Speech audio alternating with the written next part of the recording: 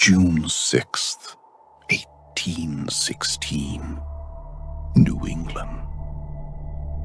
The sun rose as a pale, powerless disk in a sickly gray sky.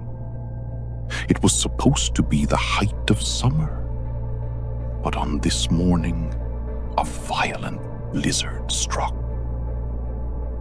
In Vermont, an old farmer named Benjamin Harwood looked out at his fields. His hands were shaking from the cold as he grabbed his pen to write in his diary. The snow is falling thick. My sheep are shivering in the pasture. God have mercy on us, for the seasons have turned upside down. This was not a temporary cold snap. This was the beginning of a global apocalypse. A year when the sun literally lost its warmth.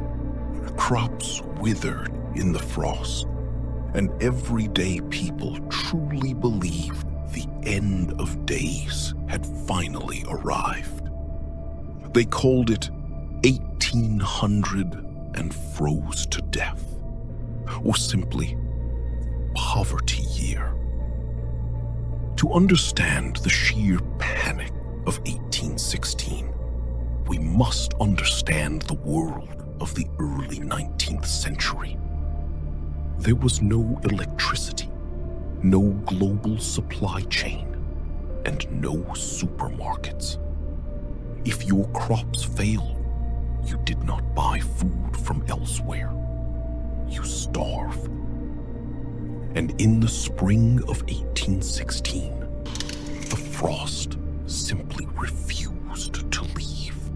In May, a brutal frost destroyed the newly planted corn and wheat across New York, Massachusetts, and Vermont.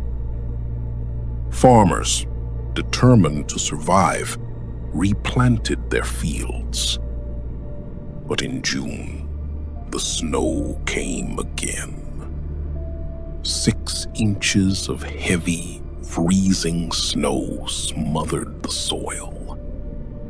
The situation quickly turned grim. With no grain left, livestock began to die. Newly shorn sheep froze to death in the fields. Birds literally fell dead from the sky, their tiny bodies frozen solid midair. In Vermont, desperate families had to abandon their pride. They survived by eating wild hedgehogs, boiling stinging nettles, and hunting wild pigeons.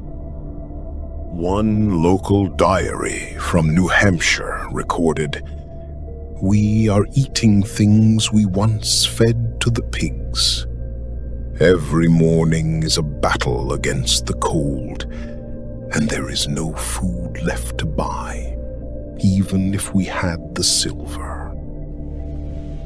Mass migration began.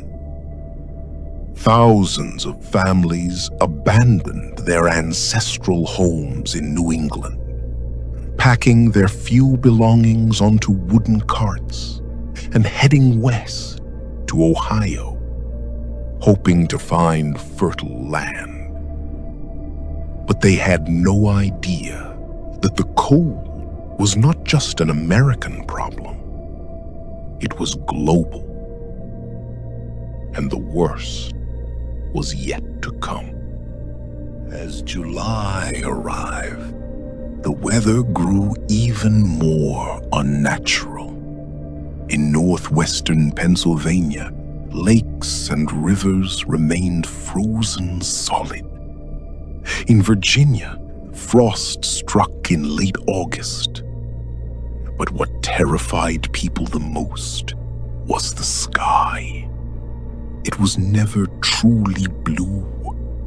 A persistent, dry, sickly dust hung in the air, dimming the sunlight so much that you could look directly at the sun with the naked eye.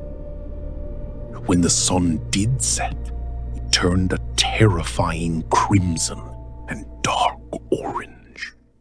Preachers took to the pulpits, declaring that God had turned his face away from humanity. They believed the sun was dying. Rumors spread that the Earth's core was cooling down and that humanity had only months left to live. Even the great Thomas Jefferson, writing from his estate, could not hide his shock. We have had the most extraordinary year of drought and cold ever known in the history of America. Nobody knew why this was happening. The answer lay 10,000 miles away. On April 10, 1815, on the island of Sumbawa in modern-day Indonesia, stood Mount Tambora. On that day, Tambora erupted with a force that defies human comprehension. It was the largest volcanic eruption in 1,300 years. Over 70,000 people died instantly. Millions of tons of ash, dust, and sulfur dioxide were blasted into the stratosphere, spreading across the globe like a dark shroud.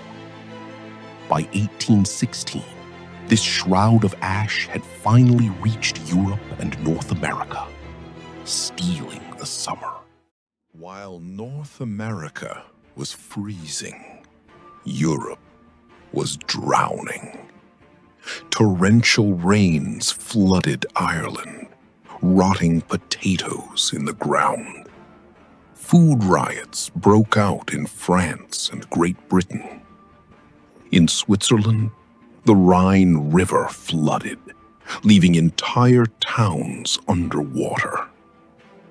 It was during this miserable, dark summer that a young English writer named Mary Shelley was vacationing near Lake Geneva. Trapped indoors by the endless freezing rain, she and her friends decided to pass the time by writing ghost stories. Inspired by the apocalyptic atmosphere, she wrote her masterpiece, Frankenstein. In London, future U.S. President John Quincy Adams complained in his diary that he was trapped inside all day due to freezing rain and violent winds on July 4th. In China, starving peasants had to eat white clay just to stop their stomachs from aching. Because there was no grain, horses starved to death by the thousands. This forced a German inventor named Karl Dries to find a way to travel without horses. He invented the precursor to the modern bicycle. Out of global misery, human innovation found a way. By late 1817, the volcanic ash began to settle. The skies finally cleared. The sun, which had appeared as a ghost for over a year, regained its warmth. The seasons returned, and the crops grew once more. Humanity had survived. But the memory of 1816 remained etched in the diaries forever. As one survivor wrote, "We survived, but we will never look at the summer sun the same way again."